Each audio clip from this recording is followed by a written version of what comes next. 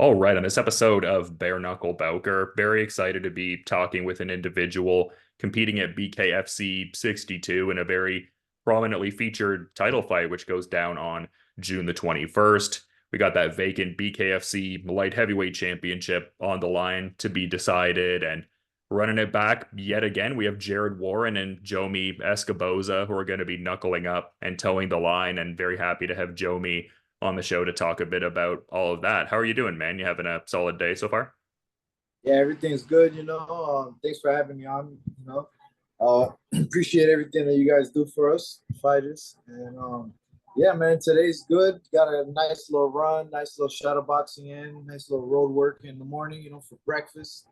Got my little shroom extracts. Got my cordyceps and lion's mane. Got me feeling like a super saiyan. Yeah, no, it seems like you're really locked in for sure, man. And I mean, makes sense just with all the factors I kind of mentioned in the intro. But I mean, even beyond that, chasing a bit of bare knuckle history and everything like that, your second USA championship. And I mean, very understandably proud of the fact that you were the first 185-pound bare knuckle champion in US history. So can you kind of talk about that aspect of this fight, I suppose?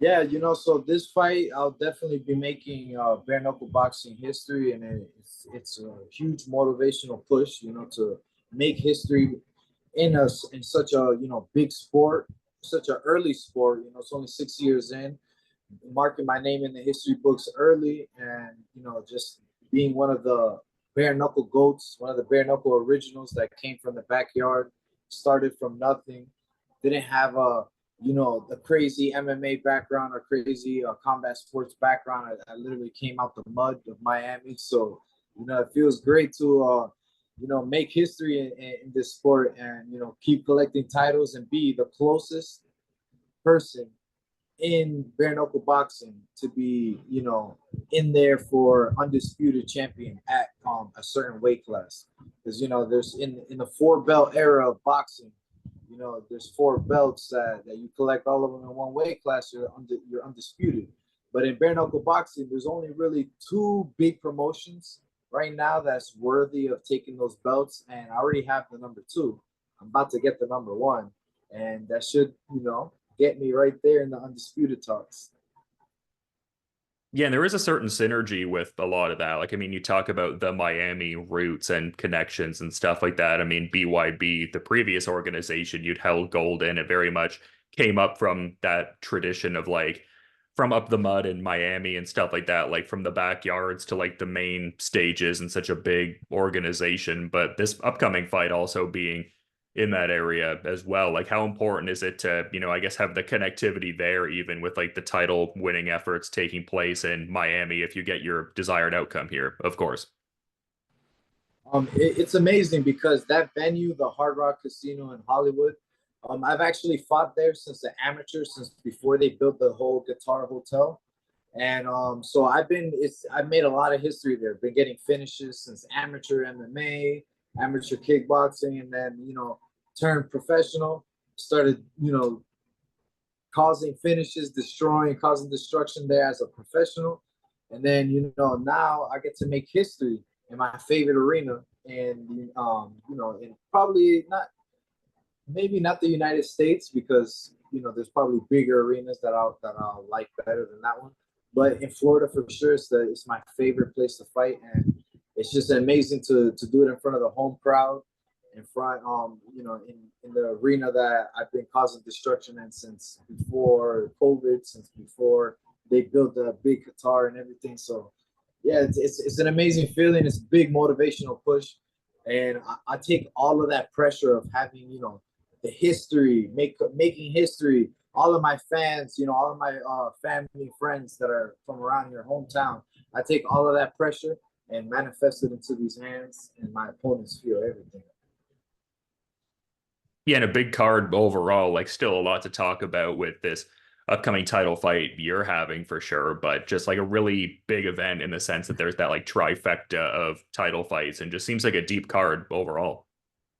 Yeah, for sure. Like, for example, my last fight, February 2nd at the Hard Rock, same venue, the Austin Trout against Luis Palomino. That card was well set up, very big matchups on that card as well. And we ended up breaking the attendance record for combat sports. So meaning we beat PFL, we beat Bellator, we beat UFC, we beat any other bigger promotion, you know, that in combat sports for attendance wise that night. And this card has 3 title fights. That card only had 1 title fight, and it has the same amount as big matchups, or even more bigger matchups. So this card will definitely, you know, break the record that we set back in February 2nd, and it's going to be huge. And I'm curious to ask you this. I guess this is kind of coming off of an interview that I did with the first victor of, BKFC rules within Ryzen, Tatsuki Shinotsuka. I spoke to him recently and I was asking about how he went about preparing for his fight because he's predominantly a kickboxer. And he was saying he mostly oriented himself to like karate kind of training because of the gloveless nature of that sport and everything like that. And just with your roots kind of being in kung fu, like I'm curious, like, is there a certain amount that you derive from that that's applicable to bare knuckle? Like obviously you'd mentioned the MMA experience, which would help in a few different ways, like specifically with the active clinch. But can you kind of talk about that? Like how much does like the traditional martial arts understanding help with, I guess, your approach in bare knuckle? Yeah, so kung fu is actually a lot more used, I would say, in bare knuckle, just because you know, rather than MMA, just because there's a lot of conditioning that goes into your bones and into your body in kung fu, that will the real actual kung fu, because there's a lot of, you know, McDojos out there that don't really teach the real stuff, but the traditional Shaolin style kung fu, and there's a lot of bone conditioning, a lot of body muscle conditioning. So in bare knuckle, we all know that if you don't condition your fist, you're gonna either break your hands or hurt your hands really bad. So you always got to make sure you condition your hands the right way, condition your bones, and that way, you know, whether you cause any micro fractures in your knuckles, you can always heal them back and create more bone and fill in those cracks with more bone with the proper conditioning. And yeah, so the I would say the conditioning aspect of, you know, maintaining the body strong as possible, like iron, is definitely a huge factor for bare knuckle when it comes to like kung fu and bare knuckle.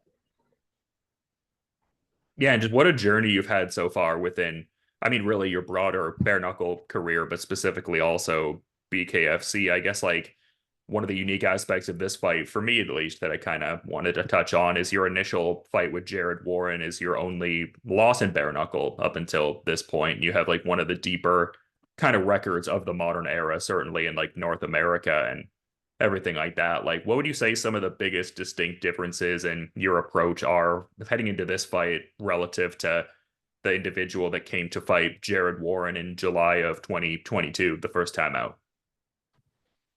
For sure, the biggest thing is urgency. That fight, I was fighting way too relaxed, and I was too how do you say it? Like I was too what's the best word to put it? Like I was too pleased, or like too comfortable. I was too comfortable just throwing single jabs. So like I only used my right hand. I really barely used my left hand. And if you can see, my left hand middle knuckle is like a huge club that I had, that I obtained this weapon when I fought Zion, and I recovered my hands correctly, and you know, more bone got added to my fist. So just, yeah, just basically urgency, and you know, walk forward, walk him down, break him, keep throwing more punches, you know, than he throws, land more punches than he throws, than he lands, and not get hit. But yeah, so that fight, I was fighting way too relaxed. I felt too, you know, comfortable throwing single jabs and initiating walking backwards or going backwards, which he, you know, making him chase me in his hometown doesn't look good for me at all, you know. So even though I threw more punches, I did more damage, and I landed more punches. It's still, you know, you can't fight without any urgency in somebody else's hometown. So my big thing is like, yeah, I'm in my hometown in Hollywood, Florida, but I'm still acting like if I'm away, you know. I still feel all the hometown crowd energy and I absorb everything. But in this fight, I still have that mentality that I'm fighting away and I have to press forward, urgency, and, you know, make sure that the judges at any second make sure they don't think that I'm not the aggressor. I want to be the aggressor every single second of the fight. Yeah, it's kind of interesting you say that in a certain regard, just because I spoke to Jared Warren yesterday and he was kind of intimating that he needs to really force the issue on his side because, I mean, it's like a home kind of outing for you in Miami. And he was sort of not so subtly intimating that like fighters in Miami, I guess, maybe kind of get that, leaning with the judges for lack of a better way to phrase it. So that was kind of like his perception, just like forcing the issue and whatnot. So it seems like it would be an action heavy kind of outing from both of you based on how both of you are looking at it, I guess. Yeah, yeah, for sure. Yeah, in my mind, that's what I'm thinking that he's coming, to press the action because he's the away guy. So in my mind, I already have that set in my mind. Like even before he said it or before he was even thinking about it, in my mind, I already put it there. Before he even put it there. So it's like I've been prepared for all of that. I've been prepared for everything that he has coming. I've gotten hit by his strongest punches, didn't rock me, didn't hurt me. And yeah, man, I'm gonna start dropping the bombs on this one, man. The last one, man, I did a disservice to everybody, to myself, and doing all of that damage and not even using both of my hands. So yeah, the amount of damage that's gonna be piling up in this one, if he survives long enough, it's gonna be pretty disgusting. And not overlooking this fight, obviously, just because all the aforementioned factors, it being a big one. But like the last time we were talking, you were also mentioning how a title at 175 pounds might be of your interest and everything like that, which could be kind of intriguing just in the sense that Jared Warren's fellow shift training partner, David Mundell, has that middleweight title. So it just seems like, I mean, again, to reiterate, not overlooking this challenge and this immediate fight, obviously, but seems like some interesting potential options could exist if you get your desired outcome here. Yeah, yeah, yeah, for sure, for sure. That'll be definitely on something for the future, to challenge for more titles for different weight classes. Um, the 175, I'm a fat boy at heart. I would love to do it, but I would say maybe defend the 185 once or twice, and then before I go to 175. But I would prefer to go to 205, just because going back down to 75 is gonna be uh, it's gonna be torture for me, man. Oh my god. Like I would love the challenge. Like I would love to do it. If the money's right, I'll do it. But it's just damn, man, to cut all that weight back down to 75 is tough. So it'll definitely have to be a nice little check, have to be worth it. But yeah, regardless of the money or anything, I definitely would want to go down to 175 and 205 and get those three belts and have all three belts, 75, 85, 205. But I would say the 75, maybe after the two. No, I would say before the 205, but after a couple defenses, just so I can get my body used to it, used to the cut, just because I don't want to, cut weight right after, winning this title and going all the way down. Because after this title, I'm gonna be a fat boy. I'm not even gonna lie. I'm gonna definitely get some barbecue and pizza after this fight. I mean, the cruiserweight aspirations do make sense in a lot of regards, though. Like, I was almost even, like, not to say you couldn't make it, obviously, but I was almost surprised you were kind of thinking about going down as opposed to going up, especially in the context of the fact that you have a win over Esteban Rodriguez, who's a, ranked cruiserweight at this point. And I mean, obviously, this interview not necessarily going to be dropped prior to the fight happening, but I mean, Keegan Vandermeer and Sawyer DP readying to fight tonight, with Sawyer being ranked also in the top five at cruiserweight. So yeah, no, it just seems like a good time for that division. And I mean, if you wanted to go up there in the future, I think you could probably fit in there nicely, I would imagine. Yeah, yeah, for sure, for sure. Yeah, that's definitely something that definitely intrigues me because at 205 I have a lot of power, and that when I fought Esteban, man, I was cutting down to 185, thinking that I was gonna fight in on the July card, July 14th card that happened before that fight. And I was already close to 185, and then that fight never ended up happening. And then they gave me last minute Esteban Rodriguez at 205, and I had to gain weight for that fight. And I was just sluggish. I was super sluggish. I was dead tired in the first round. It was horrible. So that wasn't the type of 205 debut that I wanted to give. If anything, maybe that might impart more confidence to you potentially, though, because like you said, you were cutting down and stuff like that. And I imagine you'd curate your training a bit differently, like maybe less centric on like the weight cut and maybe even able to integrate some more strength and conditioning. Just to say that you would probably prepare differently if you knew it was like a cruiserweight fight with, longer notice heading in, I guess. Oh yeah, for sure, for sure. Yeah, because that fight, man, I had to take a bunch of stuff. Like I was just, taking protein, eating a lot like crazy, just gaining weight, and it wasn't like I gained muscle weight. I was gaining a lot of water and fat as well. So that made me super sluggish. And the next time I fight at 205, you're gonna see me ripped and ready to go, like prepared, like actual camp, training camp, getting ready for 205. Yeah, for sure, man. And I mean, I guess just one of the things I was also noticing, like kind of outside of the immediate fight related kind of stuff, it seems like you've been appearing in some music videos as of late. Like, how have those experiences been for you? It's amazing. It's a great opportunity to jump into these music videos of these popular artists and try to get some traction in there too.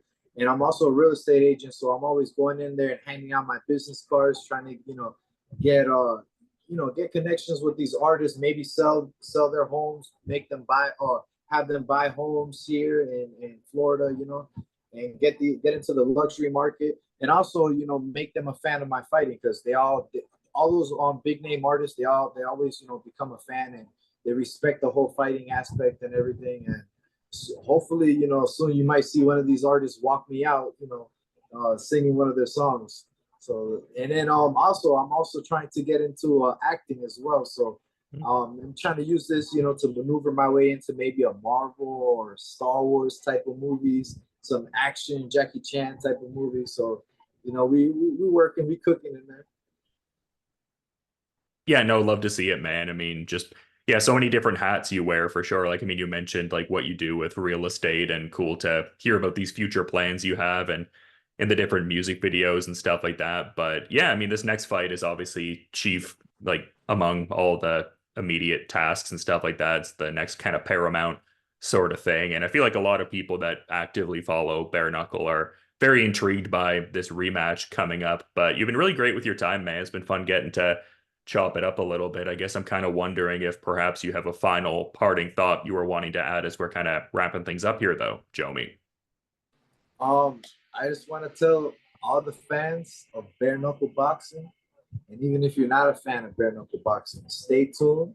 June 21st, there's going to be a lot of destruction in Hollywood, Florida, in the Hard Rock Casino is going down. I'm going to prove to everybody why I'm the king of the Hard Rock Casino here in Florida. And yeah, man, just prepare, because the next fight after this is going to be a main event destruction. Yeah, like I said, going to be an awesome rematch here with Jared Warren, and looks like a stacked card here coming up on June 21st with BKFC 62. And yeah, going to be good to see that vacant throne filled at light heavyweight and everything. So yeah, no, super appreciate you making the time again to reiterate, man. Looking forward to peeping the fight when it goes down. But until then, Jomi, you have a good rest of your day. Thank you. All right, thanks, man. Thanks for having me. Appreciate everything that you do for us, man. Thank you, thank you.